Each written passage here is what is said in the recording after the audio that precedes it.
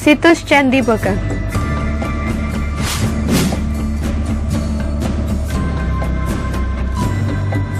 Situs Candi Bogang terletak di Desa Selomerto, Kecamatan Selomerto, Kabupaten Wonosobo, Provinsi Jawa Tengah.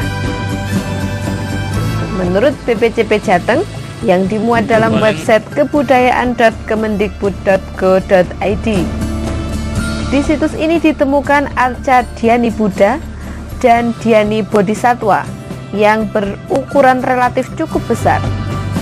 Selain itu, juga ditemukan prasasti berbahasa Sanskerta dengan aksara Jawa kuno yang terdiri dari 3 baris ditulis pada lembaran emas berukuran 3 x 25 cm.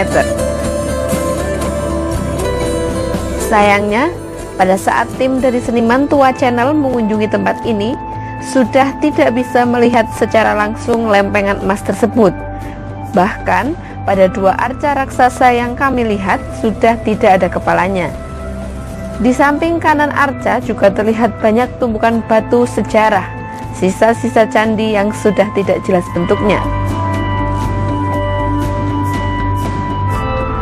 Menurut Bapak Muslim selaku penjaga situs ini, saat ditemui oleh tim Seniman Tua Channel, situs bersejarah ini ditemukan pada tahun 1982 dan direnovasi pada tahun 2017. Penemuan besar candi bercorak Buddha ini merupakan bukti jejak sejarah Kerajaan Mataram kuno di Kabupaten Wonosobo. Dua patung, 2 jenis namanya. Yang satu patung Buddha, yang satu Bodhisatwa. Penemuan tahun 1982. Makanya sekarang di Museum Borobudur. Cuma satu yang belum ditemukan. Kalau lokasi penemuannya sendiri di lokasi ini atau di mana? Di lokasi ini juga. Di lokasi ini juga. Bersebelahan dengan rumahnya itu. Kira-kira itu dibuat pada masa kerajaan apa ya? Menurut sejarah itu di masa kerajaan Syailendra, tepatnya di abad ke-89. Kalau ini ada hubungannya nggak sama yang candi yang ada di Dieng?